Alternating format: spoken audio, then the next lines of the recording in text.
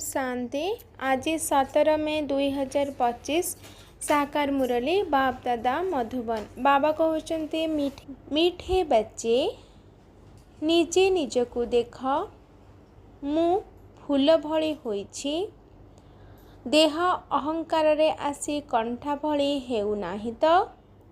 बाबा तुम मानंकु कंठर फूल करिबा पाई आसीछंती। प्रश्न, केउ निश्चय आधार रे बाबांक सहित अतुट स्नेह रही पारिबो? उत्तर, प्रथमे निजकु आत्मा निश्चय कर, तेबे बाबांक सहित स्नेह रहिबो। तेबे एही निश्चय अतुट रहिबा दरकार जे निराकार बाबा एही भगीरथ ब्रह्मांक शरीर रे विराजमान होइछंती। से आमको एहांक द्वारा पाठ पढ़ाउछंती।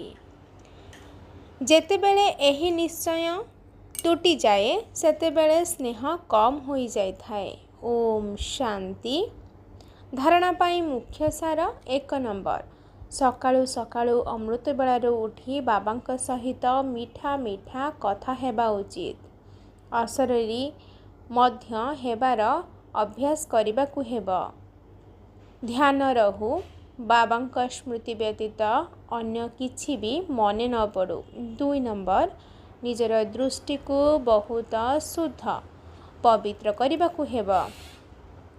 दैवी फूलर बगीचा तैयारी हेउछि, सेथिपाई फूल हेबार पूरा पुरुषार्थ करिबाकु हेबो।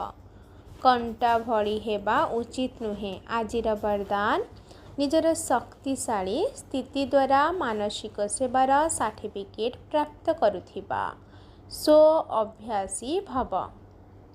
विस्तार, सारा विश्व को लाइट एवं माइट अर्थात आलोक एवं शक्ति देवा पाई अमृत बेलारे जोगर सो अभ्यास द्वारा शक्तिशाली वायुमंडल सृष्टि कर, तेबे जाई मानसिक सेवार सर्टिफिकेट प्राप्त हेबो।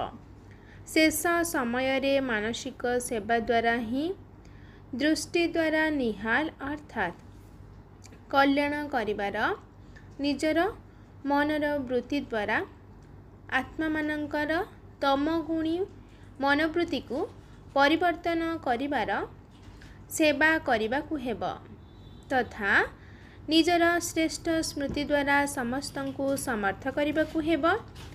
जेतेबेले एही लाइट माइट देवार अभ्यास होई जिवो, तेबे जाई निर्विघ्न रे वायुमंडल निर्माण होई परिबो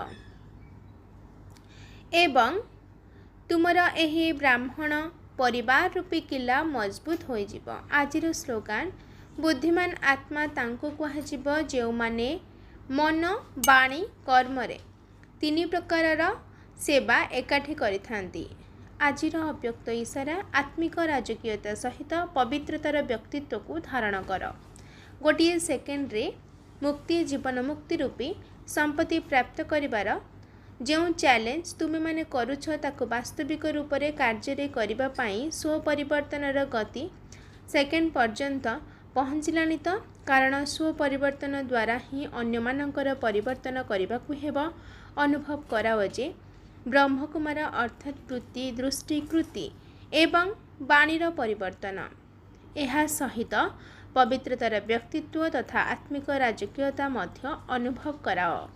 आसीबा मात्रके बा तुम सहित मिसिबा मात्रके तुम मानकर एही भଳି व्यक्तित्व प्रति आकर्षित हुअन्तु। अच्छा, मीठे मीठे शिकिला धे संतान मानक प्रति माता पिता बाप दादांकर मधुर स्नेह संपन्न शुभेच्छा एवं सुप्रभात। आत्मिक पितांकर आत्मिक संतान मानंकु नमस्ते। आत्मिक संतान मानंकर आत्मिक माता पिता बाप दादांकु याद प्यार नमस्ते नमस्ते नमस्ते। शुक्रिया बाबा, शुक्रिया। अच्छा, ओम शांति।